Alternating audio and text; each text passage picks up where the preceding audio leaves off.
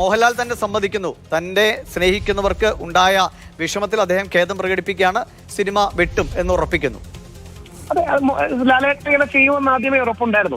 കാര്യം ലാലേട്ടൻ എല്ലാവരുടെയും ആണല്ലോ. ലാലേട്ടൻ കോൺഗ്രസ്, കമ്മ്യൂണിസ്റ്റ്, BJP എന്ന ഇതൊന്നുമില്ല. മോഹൻലാലും മമ്മൂട്ടിയും ഒക്കെ നമ്മുടെ പൊതു സ്വത്താണ്. അവിടെയാണ് ലാലേട്ടൻ ഒരു ഖേദം പ്രകടിപ്പിച്ചത്. അത് വളരെ പോസിറ്റീവുമാണ്. ചില സീനുകളെ അതിൽ നിന്ന് നീക്കം ചെയ്യണം, ചിലതൊക്കെ അമിതമായി പോയി എന്നുള്ള തിരിച്ചറിവ് ഓർക്കും വരുന്നത് നല്ലതാണ്. ഇതുകൊണ്ട് എമ്പുരാന്റെ മഹത്വം ഒന്നും കുറയാൻ പോകുന്നില്ല, വീര്യം ചോർന്നു പോകാൻ പോകുന്നില്ല. പക്ഷെ ഒരു പോസിറ്റീവ് കൺസെൻസസ്, ഇതൊരു വിൻ വിൻ സിറ്റുവേഷൻ ആണ്. രാഹുൽ, ഇപ്പോ VD സതീഷ് അടക്കമുള്ള രാഹുൽ മാങ്കൂട്ടത്തിലൊക്കെ പറഞ്ഞത് ഇത് ആവിഷ്കാര സ്വാതന്ത്ര്യം, ശക്തമായി സംഘപരിവാറിനെതിരെ പോരാടുന്ന സിനിമ, ഇത് കാണണം, ഇത് ഞങ്ങൾ പ്രചരിപ്പിക്കുമെന്ന ഒരു നിലപാടൊക്കെയാണ് പല കോണുകളിൽ നിന്ന് വന്നത്. ഇനി അവർ ഇത് തിരുത്തൽ വരുത്തുമ്പോൾ ഇനി അവർ ഈ സിനിമയെ പിന്തുണയ്ക്കുന്ന നിലപാടെടുക്കുമോ? ഒന്ന്, എന്തൊക്കെയാണ് അതിൽ കട്ട് ചെയ്യുന്നു നമ്മൾ അറിയേണ്ടി വരും. രണ്ട്, നമ്മൾ കുറച്ചുകൂടെ റിയലിസ്റ്റിക് ആയ വിഷയം കാണണം. കാര്യം നമ്മുടെ സമൂഹത്തിൽ BJP-ക്കാരുണ്ട്, RSS-കാരുണ്ട്, സ്വയം സേവകരുണ്ട്. അവരുടെ സെന്റിമെന്റ്സും ഇമോഷനും കൂടി പ്രധാനമാണ് എന്ന് പറഞ്ഞ് അവരെ വിമർശിക്കരുതെന്നൊന്നുമല്ല. ഇപ്പൊ ഉദാഹരണം നമ്മൾ ഇന്നലെ സംസാരിച്ചതുപോലെ ഡാം പൊളിക്കുന്നു പോലുള്ള കാര്യങ്ങളെ, അതൊക്കെ ഭയങ്കര കൂടുതലാണ്. പക്ഷേ ശ്രീ രാമകൃഷ്ണൻ, ഇത് നൽകുന്ന മറ്റൊരു സന്ദേശം കൂടി ഉണ്ടല്ലോ. കാരണം ഒരു എഴുത്തുകാരന്റെ ആവിഷ്കാരമായിട്ടുള്ള അവന്റെ സ്വാതന്ത്ര്യം, അവനൊരു രൂപപ്പെടുത്തുന്ന ഒരു വസ്തുത, അല്ലെ അവൻ കണ്ട കാഴ്ചകൾ, അത് ഒരു സ്പേസിലേക്ക് പകർത്തപ്പെടുമ്പോൾ അതിൽ മറ്റ് തരത്തിലുള്ള ഭീഷണികൾ, സമ്മർദ്ദങ്ങൾ കൊണ്ട് ആ ആത്മാവ് പൂർണ്ണമായും ജനങ്ങളിലേക്ക് എത്താതെ ആത്മാവ് നഷ്ടപ്പെട്ട രീതിയിലേക്ക് അതിൻ്റെ ആ സത്ത എത്തുന്നു എന്ന വിമർശനങ്ങൾ കൂടി ഒരു തലത്തിൽ ചിന്തിച്ചാൽ, അതിനെ അങ്ങനെ വ്യാഖ്യാനിച്ചാൽ നമ്മൾ കുറച്ചുകൂടെ റിയലിസ്റ്റിക്കലി കാര്യങ്ങൾ എടുക്കണ്ടേ.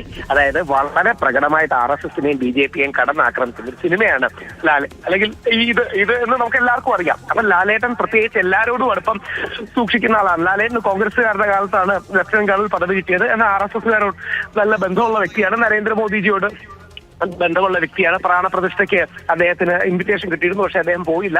അപ്പൊ മോഹൻലാലൊക്കെ എല്ലാവരുടെയുമാണ്. മോഹൻലാലും മമ്മൂട്ടിയും ഒക്കെ നമ്മുടെ വിഭാഗീയതയും നമ്മുടെ കള്ളുകളിലേക്ക് അവരെ വരുന്നത്.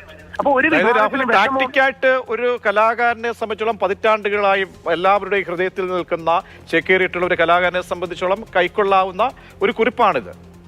അദ്ദേഹത്തിന്റെ ആ വേർഡിങ് നമ്മൾ സൂക്ഷ്മമായി വായിച്ചു നോക്കിയാൽ അറിയാം. അതിൽ അദ്ദേഹത്തിന് ഖേദമുണ്ട്.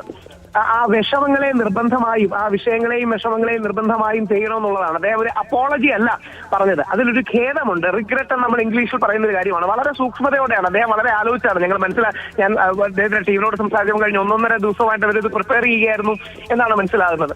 വളരെ ആലോചിച്ച്, അപ്പോളജി ഇല്ല, അതായത് പൃഥ്വിരാജിനെ തള്ളി പറയുന്നില്ല, എന്നാൽ ഈ വിഷമത്തെ അദ്ദേഹം അഡ്രസ് ചെയ്യുന്നുണ്ട്. അപ്പോ അതൊരു പോസിറ്റീവ് സാധനമാണ്. കീഴ്പ്പെട്ട ലാലും അണിയറ പ്രവർത്തകരും എന്ന വ്യാഖ്യാനം നെഗറ്റീവിലേക്ക് വരുമോ? അതൊന്നുമില്ല, അതൊക്കെ വളരെ കഷ്ടമാണ്. യഥാർത്ഥത്തിൽ ലാലേട്ടന്റെ വലിയൊരു ഫാൻ ബേസ്, എല്ലാവരുമാണ് ലാലേട്ടൻ. എന്നിരുന്നാൽ തന്നെ സംഘപരിവാർ പ്രസ്ഥാനങ്ങളിലെ വലിയൊരു വിഭാഗം ലാലേട്ടന്റെ വലിയൊരു ഫാൻസാണ്. അപ്പൊ അവർക്ക് വിഷമം ഉണ്ടാവുമോ? ലാലേട്ടന് കൃത്യമായ വാക്ക് പറയുകയാണെങ്കിൽ രാഷ്ട്രീയ പ്രസ്ഥാനത്തോടോ ആശയത്തോടോ മതവിഭാഗത്തോടോ വിദ്വേഷം പുലർത്തുന്നില്ല എന്ന് ഉറപ്പുവരുത്തേണ്ടത് എന്റെ കടമയാണ്. അതുകൊണ്ട് എന്റെ പ്രിയപ്പെട്ടവർക്കുണ്ടായ മനോവിഷമത്തിൽ എനിക്കും എമ്പുരാൻ ടീമിനും ആത്മാർത്ഥമായ ഖേദമുണ്ട്. അവിടെ നമ്മൾ നോക്കണം, റിഗ്രറ്റ് ആണ്, അപ്പോളജി അല്ല. ലാലേട്ടൻ വളരെ ആലോചിച്ച് ചെയ്തിരിക്കുന്നതാണ്. അതിലെ വിഷമം രേഖപ്പെടുത്തുകയാണ്, എന്നാൽ മാപ്പ് ചോദിക്കുകയല്ല. ലാലേട്ടൻ സിനിമയെ ഇപ്പോഴും ഓണപ്പ് ചെയ്യുന്നുണ്ട്, പൃഥ്വിരാജിനെ ഓണപ്പ് ചെയ്യുന്നുണ്ട്.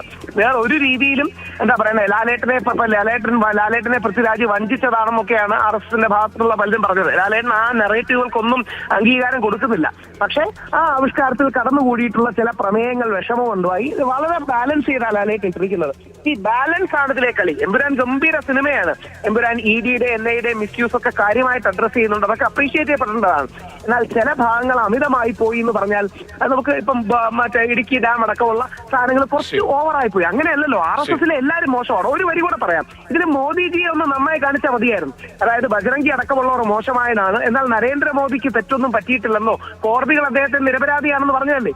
അപ്പം BJP-യിലെ RSS-ലെ ഒരാളെ പോലും നന്നായി കാണിക്കുന്നില്ല, ബാക്കി എല്ലാവരും മോശമാണെന്ന് കാണിച്ചാൽ എങ്ങനെ ശരിയാവും? അപ്പൊ ഒരു നല്ല BJP കാണിക്കുന്നില്ല. മോഹൻലാലിന്റെ വരി